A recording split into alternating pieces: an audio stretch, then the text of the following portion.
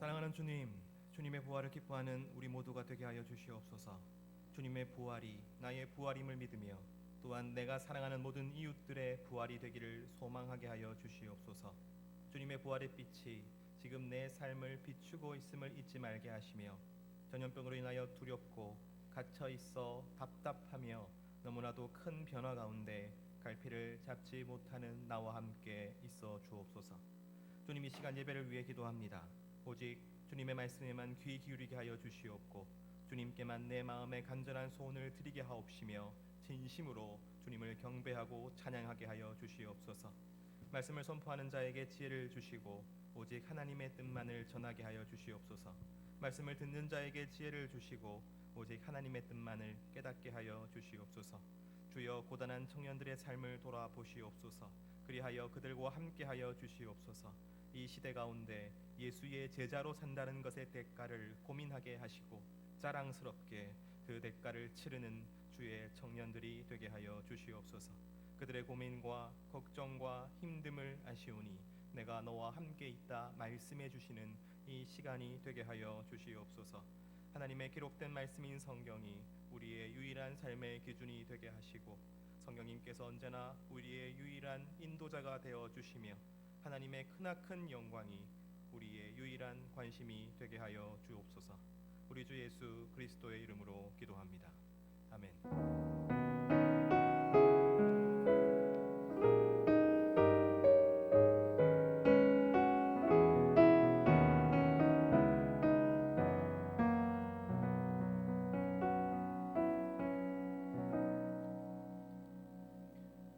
오늘 이 시간 함께 하실 하나님의 말씀은 사도행전 1장 8절 말씀 한 절입니다. 사도행전 1장 8절 한 절 말씀입니다.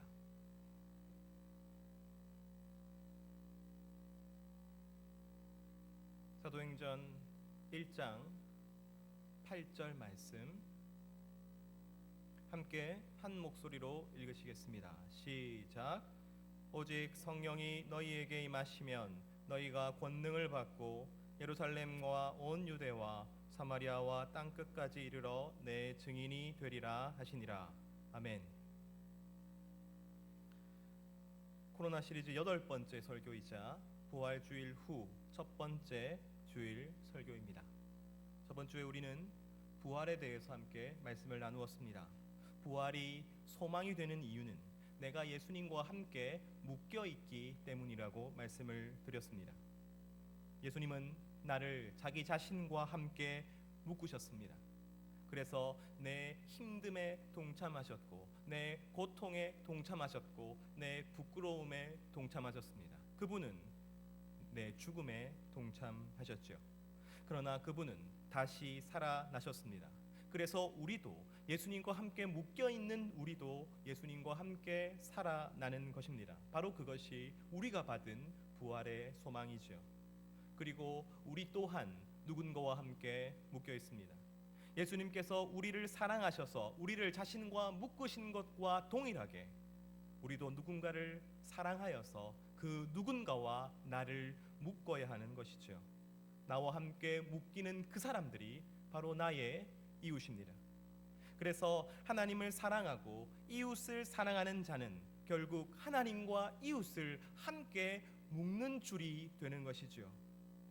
예수가 부활하시고 그리고 나도 반드시 부활할 것이며 그리고 내가 묶은 그들 또한 부활할 것입니다. 바로 이것이 부활의 진짜 소망인 것입니다.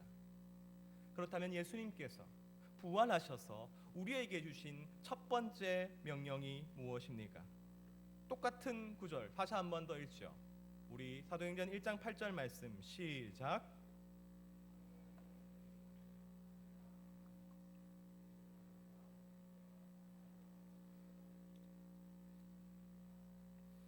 오늘 이 말씀은 해외 선교사들만을 위한 말씀이 아닙니다. 모든 성도들을 위한 주님의 명령이십니다. 또한 이 말씀은 우리로 하여금 어떤 먼 지방으로 가서 그곳에 사는 사람들에게 전도지를 나누어 주고 광장에서 찬양 부르고 전도 집회를 열라는 말씀이 아닙니다. 물론 그런 일들이 필요할 때가 있죠. 그러나 오늘 예수님의 증인이 되는 삶은 그런 특정한 활동보다 더 근원적인 일입니다. 예수님의 증인이 된다는 것은 내가 예수님과 함께 묶여 있다는 사실을 누군가와 함께 묶여서 보여줘야 한다는 뜻이기 때문입니다. 바로 그 사람들과 내가 이웃이 되어야 한다는 뜻입니다.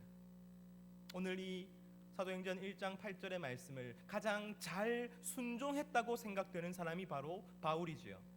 바울 사도는 진실로 모범적인 선교사였습니다. 그러나 바울 사도가 한 일은 다른 것이 아니라 바로 교회를 세우는 일이었습니다. 에베소에서, 빌립보에서, 데살로니가에서, 고린도에서 그는 교회를 세웠습니다. 사람들을 만났습니다. 그들과 관계를 맺었습니다. 그들을 가르쳤습니다. 그들을 이해했습니다. 그리고 그들을 사랑했지요. 그들을 사랑해서 그들과 친구가 되었습니다. 그들과 이웃이 되었습니다. 그들의 선생님이 되었습니다. 그들의 가족이 되었습니다. 바울의 편지에는 그가 세운 교회와 그리고 그 교회에 있는 사람들에 대한 바울의 사랑이 너무나도 잘 드러나죠. 그 중에 한 구절만 함께 살펴봅니다. 빌립보서 4장 1절 말씀 함께 읽겠습니다. 시작.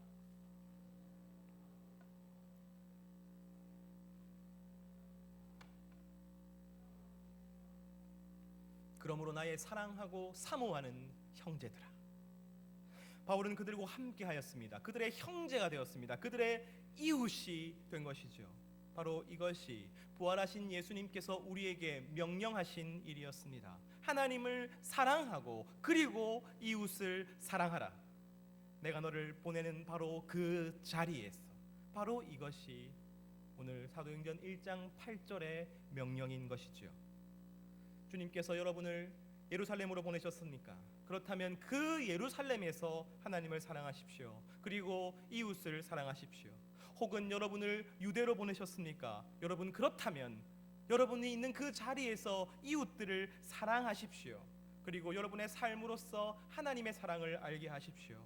혹은 사마리아로 보내셨습니까? 그들이 웃을 때 함께 웃고 그들이 울 때에 함께 우십시오. 땅 끝에 이르렀습니까? 바로 그곳에서 하나님을 사랑하는 만큼 그 이웃들을 사랑하십시오.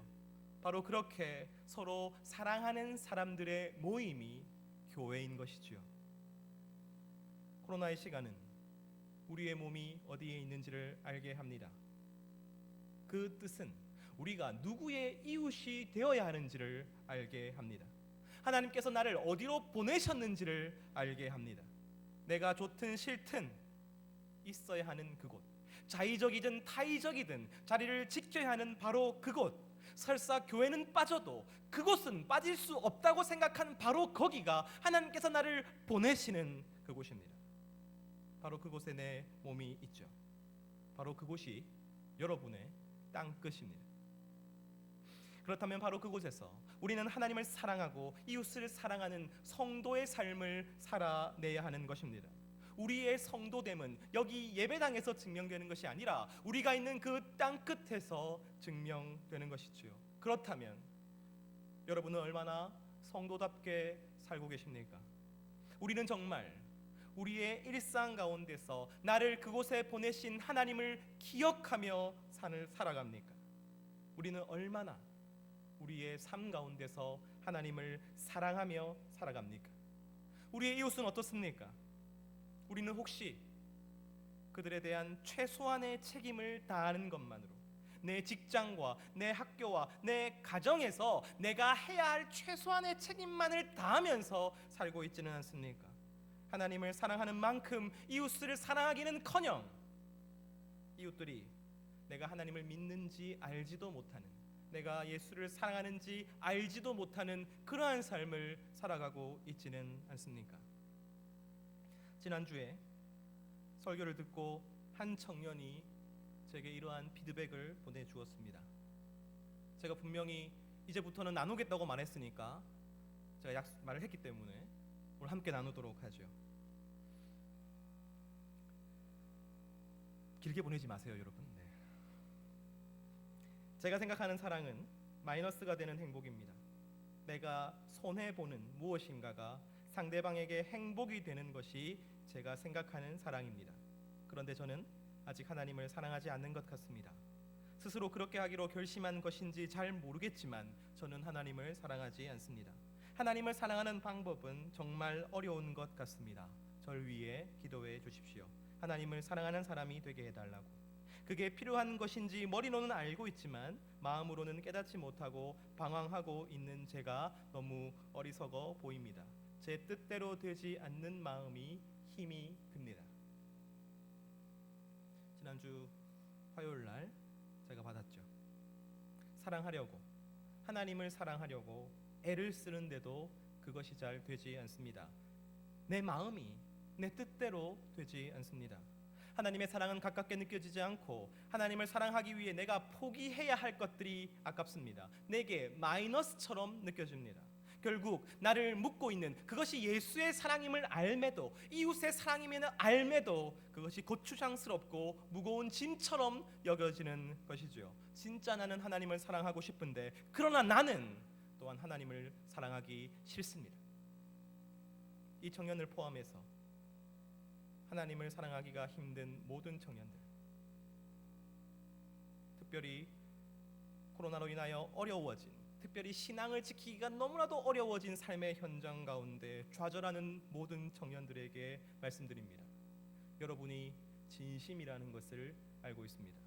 여러분이 진짜 하나님을 사랑하기 원한다는 것을 알고 있습니다. 여러분이 진짜 이웃을 사랑하기 원한다는 것을 알고 있습니다. 여러분이 노력한다는 것을 알고 있습니다. 여러분이 진심이라는 것을 알고 있습니다. 다만 우리는 너무 빨리 각자의 자리로 나아갔을 뿐입니다. 우리는 준비가 필요합니다. 우리에게는 먼저 필요한 것이 있습니다. 바로 그것이 없기 때문에 우리가 넘어질 수밖에 없는 것이죠. 바로 그것이 없기 때문에 우리가 사랑하고 싶은데도 사랑하지 못하는 것이지요. 그리고 예수님은 이미 그것을 알고 계셨습니다. 예수님께서 죽으셨고 또한 부활하셨습니다. 그러나 여러분, 제자들은 이미 뿔뿔이 흩어져 버렸죠. 누군가는 자신의 고향으로 돌아갔습니다. 누군가는 갈릴리 호수에서 고기를 잡기로 합니다. 누군가는 다락방에 숨어 있습니다. 그들은 제각각 그들이 가장 익숙한 삶의 현장으로, 원래 살았던 모습으로, 또한 가장 안전하다고 여겨지는 곳으로 도망갔습니다. 뿔뿔이 흩어져서 그렇게 홀로 있었습니다. 여러분, 마치 우리처럼 말이지요. 뿔뿔이 흩어져서 우리가 가장 익숙하고 가장 안전한 삶으로 살아가는 우리처럼 말이지요. 사랑하는 청년 여러분, 예수님께서 부활하셔서 하신 일이 무엇입니까? 바로 이들을 찾아다니는 일이었습니다. 예수님께서 죽음에서 다시 살아나셨습니다. 이것이 얼마나 놀라운 일입니까? 이것이 얼마나 영광스러운 일입니까? 그런데 그러한 예수님이 부활하셔서 하신 일은 바로 뿔뿔이 흩어져 있는 제자들을 한 사람 한 사람 찾아가는 일이었습니다. 끝까지 믿지 못하는 자에게는 손과 허리에 자국을 보여서 믿게 만드셨습니다. 의심의 눈초리를 보내는 제자들과는 그들과 함께 구운 생선을 잡수셨죠. 절망 가운데 있는 제자들과는 함께 걸으시고 그와 이야기를 나누셨습니다. 그리고 한 명 한 명 찾아가셔서 한 명 한 명 다시 가르치시지요. 깨닫게 하십니다. 땅 끝에 가 있는 그들 하나하나를 따로따로 찾아가서 만나셨습니다. 왜요? 그들이 아무 준비 없이 뿔뿔이 흩어져 있으면 100% 실패할 것임을 아셨기 때문입니다. 부활하신 예수님을 알았다고 해서 되는 것이 아닙니다. 머리로, 지식으로 내가 그 사실을 이해한다고 해서 되는 것도 아닙니다. 그들에게는 무엇인가가 필요했던 것이지요. 이 시간 뿔뿔이 흩어져 있는 제자를 찾아가셨던 것처럼 오늘 우리 청년 공동체의 지체를 찾아가시는 그 하나님을 만나기를 소원합니다. 이 자리에 나와서 이렇게 뚝뚝 떨어져서, 그리고 이 예배가 끝나고 나면 교회에 더 이상 머물지 못하고 내 삶의 자리, 나의 땅끝으로 돌아가야 하는 여러분에게, 이 자리에 오지도 못하고 영상으로 그 땅끝에서 예배 드리고 있는 모든 청년 여러분에게, 여러분, 예수님은 찾아가실 것입니다. 그리고 말씀하실 것입니다. 너희에게는 그저 준비가 필요하다고 말이지요. 오늘 제게 피드백을 보내주었던 이 청년에게 주님은 찾아가셔서 말씀하실 것입니다. 너에게는 그저 준비가 필요하다고 말이지요. 여러분, 그 준비가 무엇입니까? 오직 성령이 너희에게 임하시면. 성령이 임하시지 않으면 도무지 사랑할 수 없습니다. 내 결단과 내 노력과 내 능력으로는 아무리 해봐도 하나님을 사랑하는데 실패할 수밖에 없습니다. 이웃을 사랑하는 일은 그저 손해보는 일 같습니다. 예수의 증인이 되는 삶은 오직 성령이 임하셔야만 가능한 일인 것이지요. 성령께서 나를 도와주시고 성령께서 나를 인도하시며 성령께서 내게 오셔서 나를 충만히 변화시켜 주셔야 가능한 일인 것입니다. 그래서 예수님은 땅끝에 가 있는 제자를 하나하나 찾아가셔서 하나하나 다시 부르십니다. 불러서 모으십니다. 그리고 말씀하시죠. 사도행전 1장 4절에서 5절까지의 말씀입니다. 시작.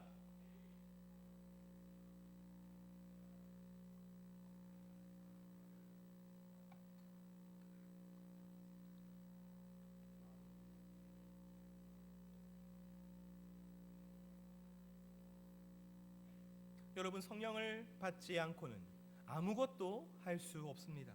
성령을 받지 않고는 세상 사람들과 다를 바가 하나도 없습니다. 내 만족을 위해 살고 내 이기적인 욕망을 위해 삽니다. 경쟁에서 이기기 위해 살며 도태되지 않으려는 두려움 때문에 삽니다. 그것은 아무리 내가 잘 포장한다 해도 성령이 없다면 여러분 똑같은 것입니다. 왜 하나님을 사랑하는 것이 그토록 힘이 듭니까? 내가 나를 더 사랑하고 있기 때문입니다. 내 안에 오직 나만이 가득 차 있기 때문입니다. 세상 사람들이 모두 그러하듯이 말이죠. 그것은 여러분의 잘못이 아닙니다. 그것은 단지 우리가 성령으로 충만케 되지 않았기 때문입니다. 그러므로 우리는 예루살렘과 유대와 사마리아와 땅끝으로 가기 전에, 우리의 그 삶의 자리로 가기 전에, 우리의 일상으로 가기 전에 성령으로 충만케 되어야 하는 것이죠. 사랑하는 성년 여러분, 예수님은 땅끝에서 완전히 무너져 있는 제자들을 나무라지 않으셨습니다. 야단치지 않으셨습니다. 그저 그분은 그들을 따로따로 찾아가셔서 부르셨을 뿐입니다. 네가 나를 사랑하느냐? 내 양을 먹이라. 여러분, 베드로에게 하셨던 이 말씀이야말로 하나님을 사랑하고 이웃을 사랑하라는 반복적인 부르심이 아닙니까? 예수님은 그렇게 사람들을 부르셨습니다. 하나로 모으셨습니다. 그리고 다시 약속하시죠. 몇 날이 못 돼요. 정말 얼마 지나지 않아서 내가 너희에게 성령을 보내줄 것이다. 너희가 성령으로 충만케 될 것이다. 그렇다면 너희는 너희의 그 땅끝에서 완전히 다르게 살 수 있을 것이다. 저는 오늘 우리에게도 예수님이 똑같이 말씀하신다고 믿습니다. 괜찮다. 정말 괜찮다. 내가 너희에게 성령의 충만함을 부어주겠다. 그러니 너희는 기다려라. 하나님을 사랑하기를 너무나도 바라지요. 그렇다면 성령님께 도움을 구하십시오. 성령님께서 그러한 마음을 부어주시고 변화를 일으켜 주시기를 소원하십시오. 혼자 하려 하지 말고, 혼자 실패하고 혼자 낙심하지 말고 성령님께 도와달라고 매달리십시오. 혼자서는 안 되는 것을 내가 이제야 알았다고 고백하십시오. 그리고 성령님을 기다리십시오. 그렇게 성령을 간절히 기다리는 우리가 되기를 소원합니다. 그러나 여러분, 이 기다림은 그냥 기다리는 것이 아닙니다. 그저 시간만 보내면 되는 것이 아닙니다. 오늘 본문은 좀 이상한 기다림을 이야기하고 있지요. 제자들을 찾아가셔서 따로따로 찾아가셔서 그들에게 얘야 네가 성령이 필요하단다라고 말씀하지 않으셨습니다. 그들을 부르십니다. 그들을 모으십니다. 그래서 그들과 같이 있게 만드시는 것이지요. 예루살렘을 떠나지 말라. 기다리는데 예루살렘을 떠나지 말고 기다리라고 말씀하십니다. 여러분, 그 이유가 무엇일까요? 그것은 바로 제자들의 반응에서 알 수 있습니다. 사도행전 1장 12절에서 14절까지 함께 읽습니다. 시작.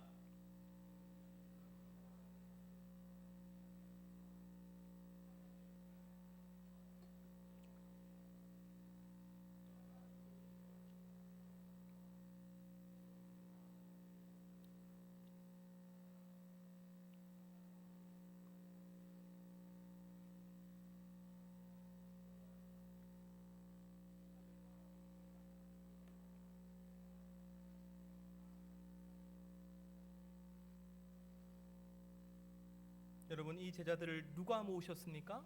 예수님이 모으셨습니다. 여자들과 예수의 어머니 마리아와 예수의 아우들이 누구 때문에 여기 함께 모였습니까? 예수님이 모으셨습니다. 제자들은 그렇게 모여서 기도합니다.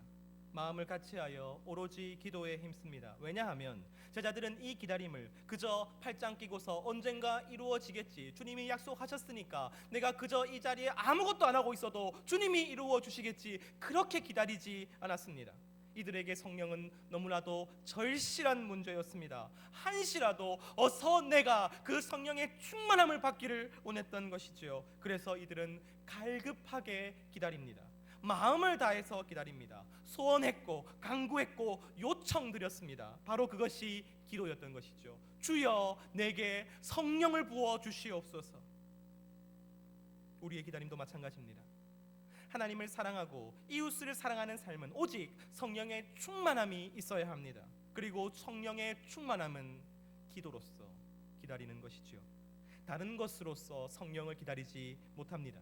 오직 기도만이 성령을 갈급히 기다리는 우리의 기다림을 나타내는 것입니다. 그리고 사랑하는 청년 여러분, 모이지 않으면 기도하지 못합니다. 모이지 않으면 기도하기가 너무너무 힘이 듭니다. 그것이 바로 그들을 하나로 모으셨고 또한 예루살렘에서 떠나지 말고 성령을 기다리라고 말씀하신 예수님의 의도인 것이지요. 여러분, 그들이 뿔뿔이 흩어져서 무엇을 하고 있었습니까? 그들은 일하고 있었습니다. 그들은 걱정하고 있었습니다. 그들은 두려워하며 수군수군대고 있었습니다. 그들은 기도하지 않았습니다. 그렇다면 그것은 세상과 똑같은 삶을 살아가는 것이지 성령을 기다리는 것이 아닙니다. 우리도 마찬가지입니다. 자기의 삶에 파묻혀 아무것도 하지 않고 있으면서 어느 순간 성령이 내게 오셔서 내 마음을 바꾸어 주시고 내 삶을 바꾸어 주실 것이라고 어떻게 기대할 수 있습니까? 우리는 간절히 기도하며 기다려야 합니다. 그리고 예수님께서 제자들을 한데 모으시고 그리고 함께 있게 하신 것은 우리가 함께 모여야 간절히 기도할 수 있다는 것을, 우리가 함께 모여야 더 깊게, 더 오래, 더 오로지 기도할 수 있다는 것을 보여주시는 것이죠. 지금 여기 앉아 계신 모든 성도들 가운데 코로나 이전보다 더 기도하고 있는 성도가 있습니까? 지금 영상을 보고 있는 모든 성도들 가운데 코로나 이전보다 더 많이 기도하고 더 깊게 기도하고 있는 성도가 있습니까? 여러분, 이것은 정말로 쉽지 않은 일입니다. 모이지 않으면, 모이지 못하면 다른 것이 문제가 되는 것이 아니라 기도가 문제가 되는 것이지요. 현대 영상 기술은 우리 신앙의 대부분을 원격으로 가능하게 만들어 주었습니다. 예배도, 찬양도, 설교도, 나눔까지도 여러분 다 가능합니다. 그러나 모이지 않으면, 여러분 오늘 솔직히 스스로 대답해 보십시오. 여러분은 얼마나 기도하십니까? 저는 코로나가 성도에 가져온 진짜 위기는 바로 이것이라고 생각합니다. 모여서 예배드리지 못하게 된 것이 아니라 모여서 기도하지 못하게 된 것이지요. 더욱이 땅끝에서 살아가야 하는 우리 청년들에게 기도의 시간과 기도의 장소와 기도의 동력자를 잃어버린 이 현실은 어쩌면 비극인지도 모르겠습니다. 이제 우리는 어떻게 성령을 기다려야 합니까? 이제 어떻게 우리는 성령의 충만함을 구하며 살아내야 한다는 말입니까?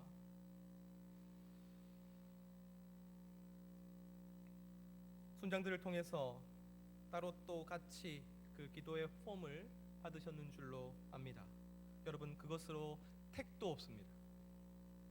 그것조차 열어보지 않는 청년들도 많겠죠. 여러분, 어떻게 하면 우리가 기도할 수 있을까요? 어떻게 하면 우리가 마음을 모아서 성령이여 우리에게 충만히 임해달라고 더 깊게, 더 많이, 오로지 기도할 수 있을까요? 우리 릴레이 기도를 한번 해볼까요? 고등부실 개방해서 시간대별로 나누어서 한 시간씩 그 자리를 지키라고 한번 해볼까요? 카톡을 통해서 기도문을 서로 공유할까요? 예수님께서 우리에게 지혜를 주시기를 소원합니다. 우리는 성령 충만함을 간절히 소원하는 기도를 해야 합니다. 그렇다면 이 고민을 누가 해야 하겠습니까? 여러분, 임원들이 해야죠. 순장들이 해야죠. 우리 작년 스텝과 제가 해야 하지 않겠습니까? 그리고 여러분이 해야 하지 않겠습니까? 우리는 성령 충만만이 오직 하나님을 사랑하고 이웃을 사랑하게 만든다는 것을 알고 있습니다. 그렇다면 우리가 그것을 위해서 기도해야 하지 않겠습니까? 기억하십시오. 오늘 우리 각자의 삶, 뿔뿔이 흩어져 있는 바로 그곳에 찾아오신 예수님은 우리에게 성령을 기다려야 한다고 말씀하십니다. 성령을 기다려야 우리가 비로소 사랑하며 살 수 있을 것이라고 말씀하십니다. 그리고 그 기다림은 바로 기도라고 말씀하십니다. 여러분의 삶에서 시간을 떼어 놓으십시오. 코로나 때문에 교회에 오지 못한다면 정말 필수적인 것을 제외하고는 여러분은 아무 데도 안 가야 옳습니다. 그렇다면 우리 삶에 시간이 확보되겠지요. 그 시간에 무엇을 해야 합니까? 여러분, 기도해야 하지 않겠습니까? 더 오래, 더 깊게, 더 간절히 기도해야 하지 않겠습니까? 여러분, 음악의 도움을 받으십시오. 좋은 기도문의 도움을 받으십시오. 함께 어떻게든 기도하려고 애쓰십시오. 따로 또 같이 기도회 금요일마다 보낼 것입니다. 여러분 좀 보세요.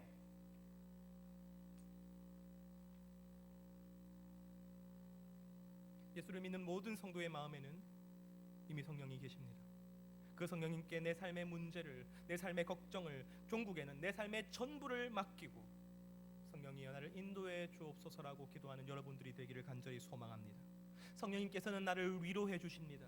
의심하고 염려하고 냉담해져 가는 내 마음 가운데 오셔서 주님은 다시 불을 일으켜 주실 것입니다. 다시 사랑할 수 있게 만들어 주실 것입니다. 변화를 시작하게 해 주실 것입니다. 그러므로 사랑하려고 노력하는 것이 아니라 기도하려고 노력해야 하는 것이죠. 주여 나를 성령으로 충만케 하여 주시옵소서. 그 기도가 바로 우리로 하여금 사랑하게 만들어주는 것입니다. 저는 이 코로나의 시간이 속히 끝나기를 기도하고 있습니다. 왜냐하면 우리가 더 이상 각자의 자리에서 뿔뿔이 흩어져 기도하는 것에 한계가 있음을 알고 있기 때문입니다. 여러분, 그것을 안타깝게 여기셔야 합니다. 영상으로 들으니 좋구나. 귀찮은 거 사라지니 좋구나. 주일날 시간이 많이 확보되니 좋구나. 그렇게 생각하는 순간 여러분 망하는 것입니다. 자신이 있는 그 자리에서 어떻게든 기도하려고 발버둥을 치는 우리가 되기를 간절히 소원합니다. 그리고 우리가 다시 모여서 기도하게 될 그날을 소원하고 기도하고 바라는 여러분들이 되기를 간절히 소원합니다. 주님, 우리가 모여서 기도하고 흩어져서 사랑하는 교회가 되게 하여 주시옵소서. 주여, 우리를 불쌍히 여겨 주시옵소서. 기도하지 못하는, 모여서 기도할 수 없는 우리를 불쌍히 여겨 주시옵소서. 그 애통함이 오늘 여러분 가운데 있기를 간절히 소원합니다. 이 시간 함께 기도하죠. 기도할 때에 주님, 나의 땅끝에서 성령 충만을 위해 간절히 기도하는 성도가 되게 하여 주시옵소서. 그리고 주님이 이 코로나를 속히 끝나게 하셔서 우리가 함께 모여 기도할 수 있게 하여 주시옵소서. 주님이 우리를 찾아가셔서 우리를 다시 모이게 하시는 그날을 소망하며 소원하게 하여 주시옵소서. 이 시간 함께 주님 앞에 기도드리겠습니다. 기도합니다.